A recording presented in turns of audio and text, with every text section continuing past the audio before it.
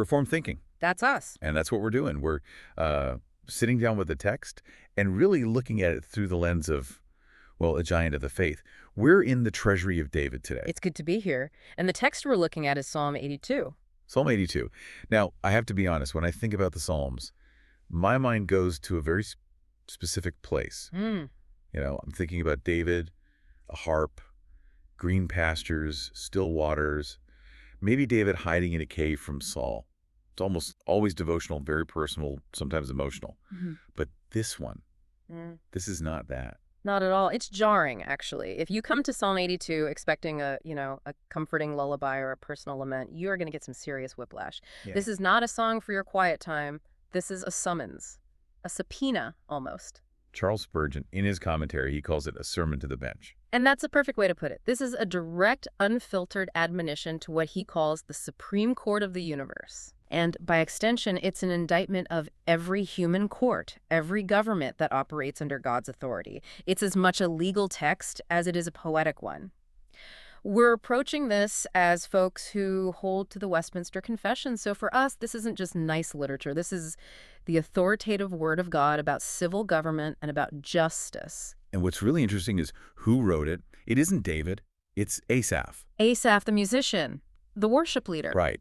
And Spurgeon picks up on this right away, and I thought this was just fascinating. Asaph is the guy in charge of the cymbals, the choirs. He's the artist. But in this psalm, he's not singing about the beauty of the temple or the glory of God in a general sense. He's acting as and this is Spurgeon's phrase, a preacher to the court and to the magistracy. It's such a striking change of pace, isn't it? Spurgeon has this great little thought experiment. He wonders what it would have been like if, say, John Milton had stopped writing poetry to step into the pulpit. Or if Virgil had become an apostle. Right. You have a man who is known for one thing, creating beauty, leading worship, and he suddenly steps into this incredibly stern prophetic role. It would be like if your favorite worship songwriter today suddenly walked onto the floor of the Senate, banged his hand on a podium, and started reading the riot act to the politicians. That's the energy. That's a perfect modern analogy. And Spurgeon's point is that Asaph hasn't stopped serving God. He's just serving in a different capacity. He says he was still praising God when he rebuked the sin that dishonored him. So if he wasn't making music, he was. He was hushing discord. He was telling the rulers to get their act together so that the harmony of society could be restored. Okay, so the stage is set. We are not by the still waters anymore. We are in a courtroom. And verse 1 just drops us right into the middle of the action. God standeth in the congregation of the mighty. He judgeth among the gods. Just stop there for a second. Can you visualize that? God standeth. You know, my brain, I'll be honest, it usually just glides right over words like standeth or sitteth in the King James. It just feels like, archaic filler. But the notes in the Treasury make a huge deal out of God's posture here. It is a huge deal. Think about a courtroom. In any human court, who sits? The judge. The judge sits. All right, the judge sits on the bench. The seat, the chair, is the symbol of authority. The whole idea of speaking ex cathedra literally means from the chair. Everyone else in the room stands. The lawyers, the defendant, the bailiff. You stand out of respect for the person who's sitting. So if God is the ultimate authority, the judge of all judges, shouldn't he be sitting on some great white throne while everyone else is, face down on the ground? That is exactly what you would expect. But the text is very specific. He stands. Why? What's the significance of that? It's because he is not presiding passively. He is active. He is engaged. The source notes point out that standing implies a promptness to act. It suggests he is about to do something, maybe something decisive or even violent. It's the posture of an accuser or an advocate or someone who is about to deliver a verdict that has no appeal. It reminds me of that moment in the book of Acts with Stephen. Yes. When Stephen is being stoned, he looks up to heaven. And we confess in the Creed that Jesus sits at the right hand of the Father. That's his posture of reigning. But Stephen says, I see the Son of Man standing. Like he got up from his throne because of what was happening to his servant. It shows this intense engagement, this readiness to defend. And there's another layer here in Psalm 82. If God is standing and the human judges, the congregation of the mighty, are sitting on their little benches, the roles have just been flipped. Oh, wow. They think they are the judges. They're the ones in charge. But when the high judge of the universe enters the room and stands over them, they are suddenly the ones on trial. They're the defendants. That's a terrifying thought. I Yeah. mean, you're sitting there in your robes, feeling all important, banging your gavel, and then you look up and the creator of the universe is standing over your shoulder, checking your work. Spurgeon calls him the overlooker. The overlooker. I like that. He is the inspector. Yeah. He sees everything that is done by the great ones of the earth. When they sit in their state, he stands. Which means, simply, that the judges are being judged. It just destroys any idea of privacy or autonomy and leadership. I think there's a tendency for people in power, whether you're talking about a small-town mayor or a Supreme Court justice, to think that once the door is closed, their word is final. Their word is law. And Asaph, speaking for God, is saying, no. There is no such thing as a closed session. There is a quorum of one who is always present, always observing. Spurgeon notes that a higher authority will critique the decisions of what he calls petty sessions. I like that. Even the judgments of our most impartial judges will one day be revised and reviewed by the high court of heaven. So that's the visual, God standing in the courtroom. But then we hit this phrase that I think it trips a lot of people up. He judgeth among the gods. The Elohim. Yeah. I mean, if you didn't know better, if you were just reading this cold, it sounds like polytheism. God judging among the other gods. It sounds like a staff meeting on Mount Olympus. Zeus is getting ready to yell at Ares or something. How do we square that with a monotheistic reformed worldview? That's a very fair question, and it's one that critics have, jumped on for centuries. But within the context of the whole of Scripture, it's actually quite clear. This is not referring to other supernatural deities. It is not an admission that there are other gods in the universe. Okay, so who are the gods? They are the human magistrates. They're the judges, the kings, the rulers, the people in positions of civil authority. But why call them gods? I mean, that seems like a pretty dangerous ego boost to give a politician. Hey, did you know the Bible calls you a god? It's not a compliment to their character, that's the key. It's a description of their office. Spurgeon explains this so well. He says they are gods to other men. Meaning they have power over them, like life and death. Exactly. They hold the power of life and death. They can bind, they can loose. When you stand before a human judge, that person holds your fate, your property, your liberty in their hands in a way that, usually only God does. God has delegated a portion of his own authority to them. He has, in a sense, lent them his name. So they are acting as his representatives on earth. Precisely. They are his deputies. When a judge sits on the bench, he's not supposed to be acting on his own whims or his own prejudices. He is supposed to be administering God's justice. He is an Elohim, a mighty one by commission from the Most High. But the great irony is that while they are gods to men, God is God to them. Yes. Spurgeon has a very witty line about this. He talks about the puisne judges, which is an old legal term for junior or inferior judges. Okay. And he says they are but puny judges in the sight of God. I love that wordplay. Puny. It puts them right in their place. He says their brethren who administer common law will one day be tried by the common law of God. This whole idea of the gods really sets the stage for the divine right discussion that we see later in the psalm. But before we get there, we have to deal with the fact that these gods are failing. They are failing spectacularly. God is in the room. He is standing over them. He looks at these magistrates, and he issues an indictment. Verse 2, how long will you judge unjustly and accept the persons of the wicked? Selah. You can just hear the exasperation in that question. How long? It's like a parent walking into a messy room for the 10th time and just saying, really? How long are we going to do this? It implies a patience that is wearing very, very thin. This isn't a new problem. This has been going on for a while. And as Spurgeon says, a little injustice is too much. A short time of it is too long. But here, it seems like this corruption has become the status quo. It's just how business is done. And the specific charge is accepting the persons of the wicked. We really need to unpack that phrase because in modern English, accepting a person sounds like a good thing. Right. It sounds inclusive. I accept you for who you are. I validate you. But that's not what this means at all, is it? Not even close. It's a Hebrew idiom.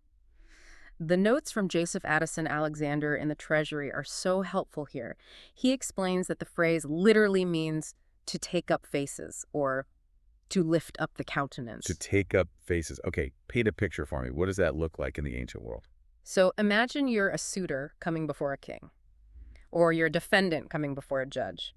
In the ancient Near East, you would not walk in and make eye contact.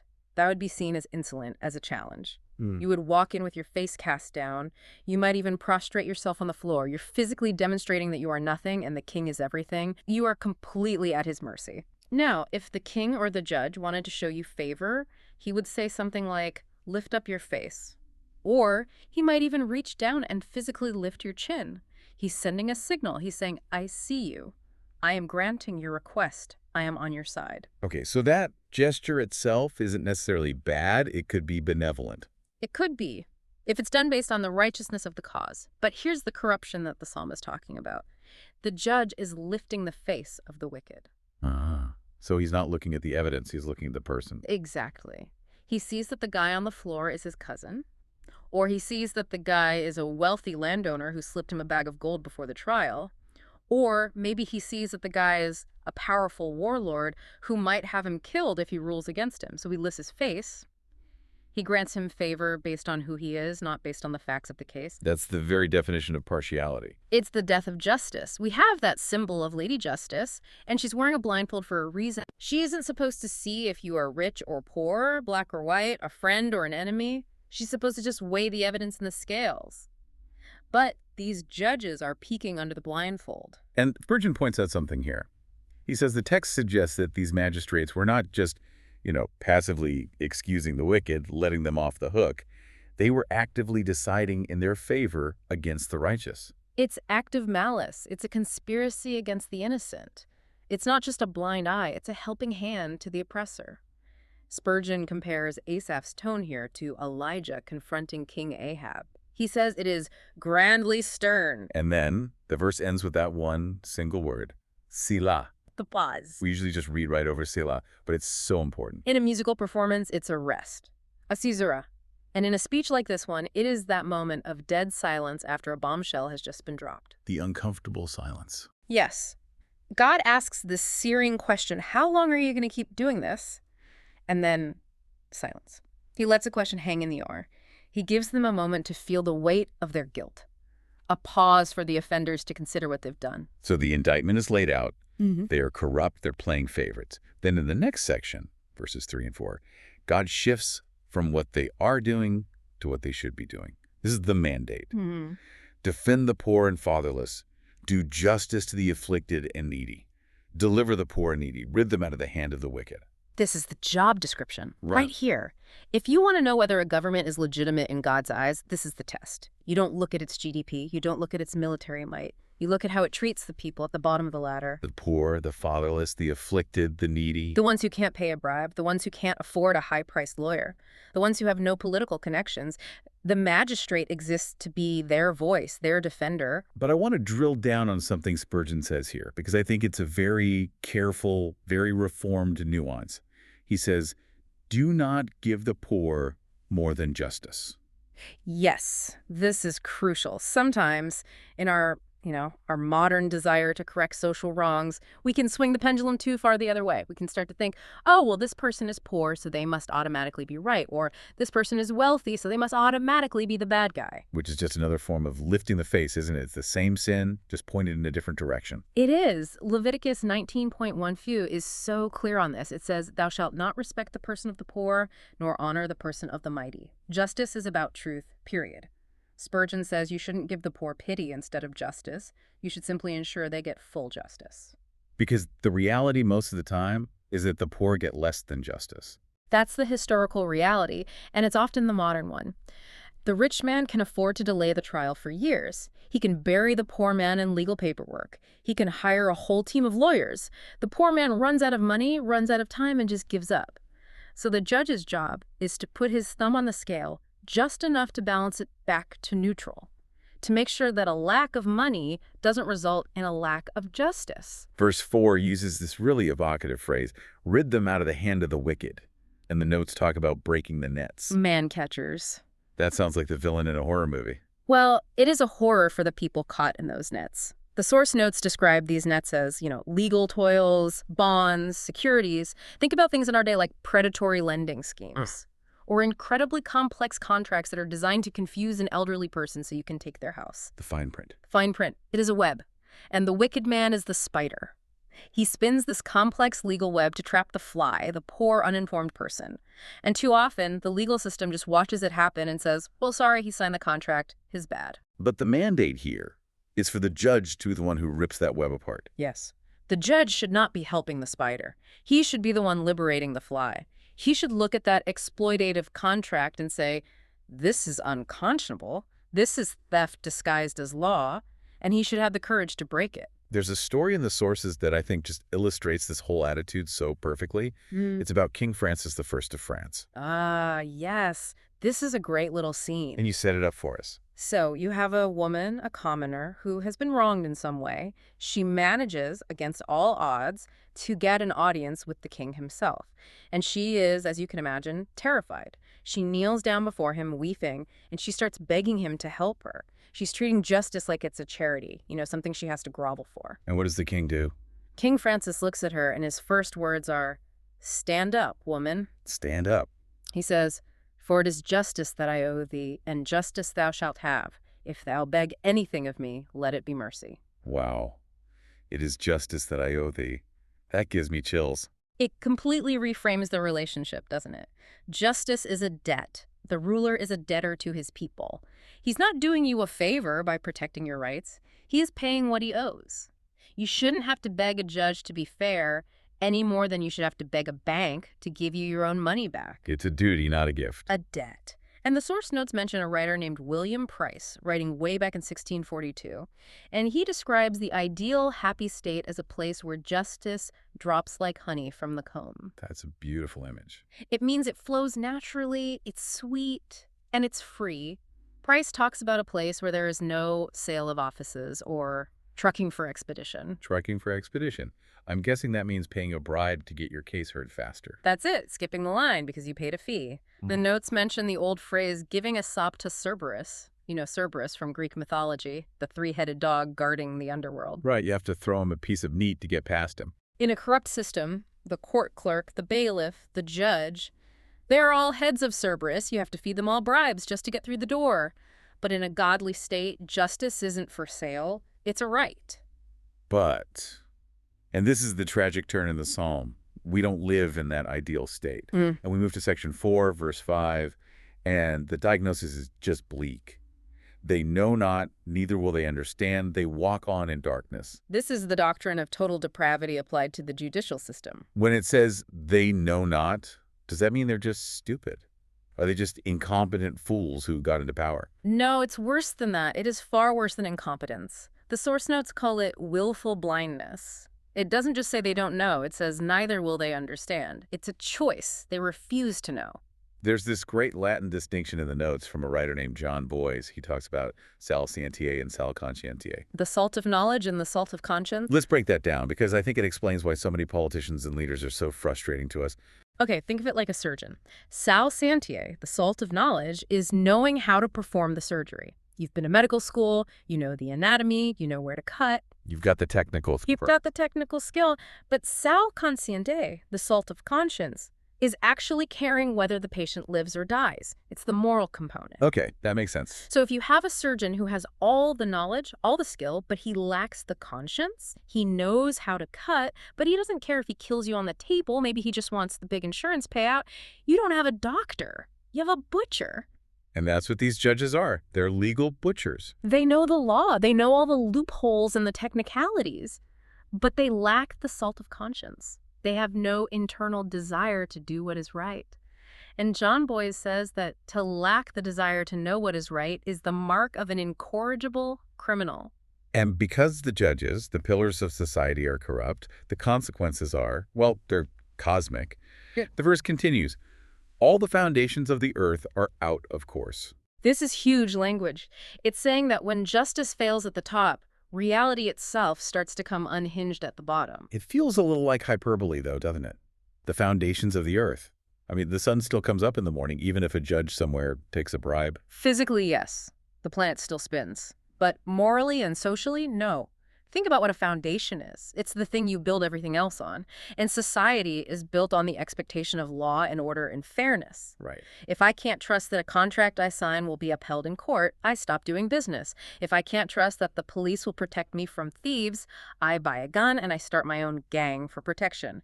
The whole social contract just dissolves into chaos. Everyone for themselves. Exactly. And Spurgeon uses this vivid image. He says, when justice's justice becomes a byword, meaning it becomes a joke, a synonym for corruption, the piles underlying the structure of society begin to rot. He mentions the horribly unjust game laws of his day in England, where a pheasant was literally worth more than a peasant. When a bird is valued more highly than a human being made in God's image. When that happens, the structure sinks. You cannot have peace without justice. You might have order for a little while, the kind of order you have in a prison, but you cannot have a functioning, flourishing society. The earth itself shakes. So the earth is shaking, the judges are corrupt and willfully blind. But then in section 5, we come back to this God's idea. Verse 6, I have said, ye are gods, and all of you are children of the Most High. We touched on this earlier, but now we have to go deeper into the political theory that's packed into this verse. This is the divine right discussion. Divine right. I mean, that's a trigger phrase for a lot of people. It makes me think of arrogant, absolute monarchs, tyrants claiming they can do whatever they want because God put them on the throne. And that's absolutely how it has been abused for centuries. The divine right of kings to govern wrong, as the saying goes. But the Reformed tradition and the writers that Spurgeon gathers in the Treasury of David, they flip this entire idea on its head. A writer named William Binney has this fantastic quote in the notes. He talks about the divine right of constables. I love that line. The divine right of kings is the divine right of constables. What does that mean? Unpack that for us. It means that the authority doesn't come from the size of your office or the fancy title you hold. It comes from the God who established the office itself. So a constable, a lowly police officer in a small town, has just as much divine right to enforce the law in his jurisdiction as a king has to rule an entire empire. So when that constable is doing his duty properly, he is sitting in God's seat. He is a god in that moment. Yes. But here is the massive catch. He is only a god insofar as he represents God's law. And this brings in the great Samuel Rutherford. Rutherford, the Scottish Presbyterian who wrote Lex Rex. The Law and the Prince, or The Law is King, a world-changing book. Rutherford argues, based on this psalm, that judges are not the creatures of kings. What does he mean by that, creatures of kings? He means that they don't get their power merely from the monarch. They aren't just the king's employees who have to do whatever the king says. Their authority comes directly from call. So, if the king tells the judge to do something that is unjust, the judge has a duty to God to say no. Because he has a higher boss. Exactly. This is the whole theological basis for resistance to tyranny in the Reformed tradition. Yeah. If the king says, condemn this innocent man, the judge has to say, I cannot, because I am an Elohim, a representative of the Most High God, and the Most High says, do not murder. In that moment, the judge who disobeys the king is actually being loyal to the ultimate authority. That completely changes the power dynamic. It destroys the whole, I was just following orders defense. You cannot just follow orders if the orders violate the justice of God. Because you are a God, a representative in your own sphere. You are accountable directly to the source of all authority. So the title gods isn't a license to do whatever you want. It's actually a leash. It binds you to God's standard. It's a heavy, heavy burden, not a get-out-of-jail-free card. And just in case any of them are getting a big head about being called gods, verse 7 comes in like a sledgehammer. But ye shall die like men and fall like one of the princes. Right. That little word, but, is the great equalizer. It snaps the trap shut. Ye are gods. That's your glorious title. But ye shall die. That's your grim reality. It's a memento mori, a reminder of death, right in the middle of their power trip. Spurgeon says they must leave the bench for the bar. I love that imagery. Leave the bench for the bar. The bench is where the judge sits in authority. The bar is where the defendant stands to be judged. Death forces every judge to switch seats. They have to take off the ermine, the fancy robe of their office, to put on the shroud. Thomas Adams has this haunting quote in the notes. He says, "Death is the damp that puts out the dim lights of vanity." That is just incredible writing. The damp that puts out the dim lights of vanity. It is. He says, whether you are a prince in a palace or a beggar in a cottage, you both meet at the grave, and your bodies mingle in the same dust. And the text gets even more specific. It says they will fall like one of the princes. Is there a special nuance there? Oh, yes. It implies a violent or sudden or humiliating fall. In the ancient world, princes didn't usually die peacefully in their sleep surrounded by loved ones. They died by assassination, in a coup on the battlefield. Spurgeon warns that when you practice injustice, you withdraw the divine protection that is normally afforded to your office. So if you're an unjust judge, you're not just sinning against God, you're actually putting a target on your own back. You are making powerful enemies, you are destabilizing society, and eventually that violence and chaos you've unleashed often comes back to get you. There is that story in the notes that I think just perfectly captures the futility of all this earthly power. The story of Saladin. Saladin, the great sultan, the nemesis of the Crusaders in the Third Crusade. The man who conquered Jerusalem. The man who had everything a man could want in that world. Power, wealth, fame. Everything. But when he was lying on his deathbed, he knew it all meant nothing. And he gave very specific instructions for his funeral procession. What did he have them do? He ordered that his standard bearer should not carry his usual flag or his banners of victory. Instead, he was to take Saladin's simple burial shroud, his shirt, and hang it on the point of a spear. A shirt on a spear. And the crier was to walk through the streets of Damascus, holding up this spear, shouting, "This is all that remains of the glory of Saladin, the conqueror of the East. He takes nothing else with him but this shirt." Wow. That really puts all the bribes and the corruption into perspective, doesn't it? It does. You can take the bribe. You can lift the face of the wicked. You can build a palace with your ill-gotten gains. But you cannot take a single bit of it with you past the grave. There's a sermon from Henry Smith mentioned, and it's so graphic. He says, "Look in the grave and show me which was Dives and which was Lazarus." Dives being the rich man from Jesus' parable, and Lazarus the poor beggar. He says, one rots, the other rots. It is a grim comfort to those who are oppressed, but it is a comfort nonetheless. Your oppressor is mortal. He is not actually a god. He just borrowed the title for a few years, and now he is dust, just like you will be. So we've walked through this whole courtroom drama. We've seen God standing over the assembly. We've heard the indictment of their corruption. We've seen the mandate to defend the poor. We've seen the diagnosis that these judges are willfully blind. And we have seen their inevitable equalizing death. It is a tragedy from start to finish. And I think that's why the final section, the last verse, feels like such a dramatic shift in tone and in audience. Verse 8, "Arise, O God, judge the earth, for thou shalt inherit all nations." Do you notice what happens there? The psalmist, Asaph, stops talking to the judges. He gives up on them. In a way, yes. He realizes it's futile. He's just shown us that they know not, neither will they understand. You can preach to them, you can warn them, you can tell them they're going to die, but their hearts are hard. They won't change. So he turns his back on the human bench and he turns his face to God. It's a prayer of desperation almost. God, you have to do it. These guys won't. Arise, O God. It calls all the way back to verse 1. We saw God standing in the congregation. Now the psalmist says, okay, you are standing, you're ready to act, so act. Arise and judge the whole earth. And the reason he gives is so interesting. For thou shalt inherit all nations. This is where this psalm becomes eschatological. It's looking forward to the end times. Because clearly, perfect justice is not happening now.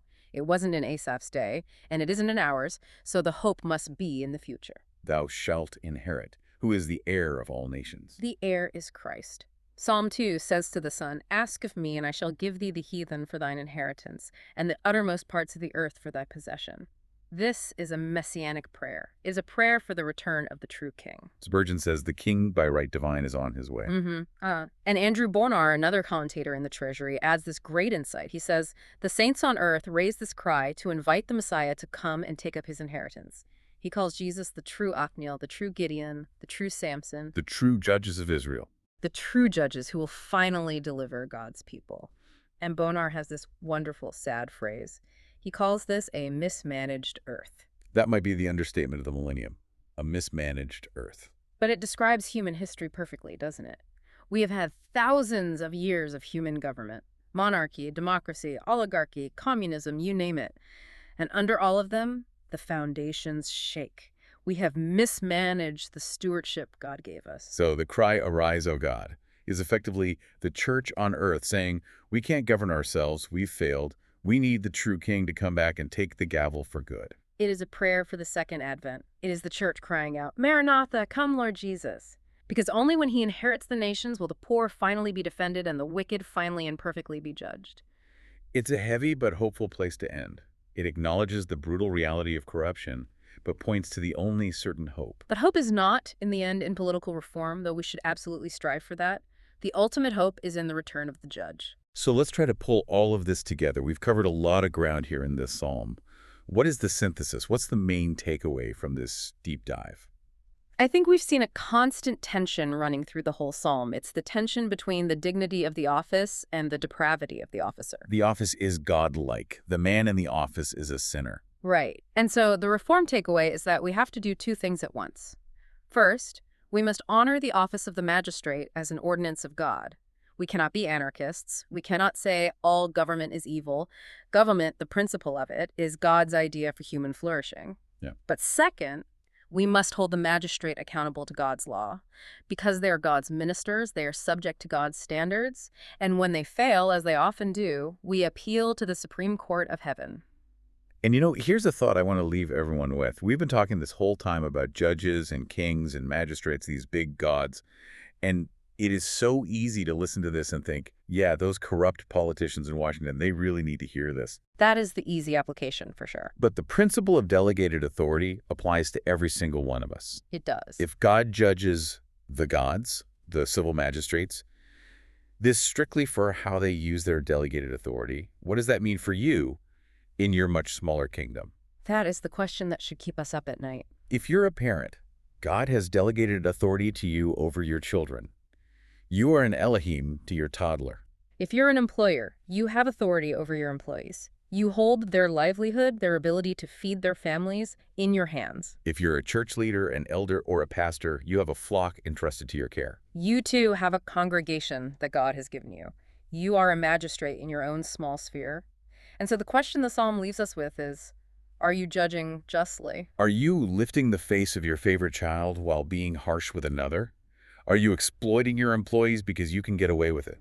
Are you a petty tyrant in your own home? Because just like the judges in Psalm 82, every one of us will one day stand before the one who inherits all nations. And on that day, we will want to have judged with the same mercy and justice that we hope to receive from him. Amen to that. That wraps up our deep dive into Psalm 82 from the Treasury of David.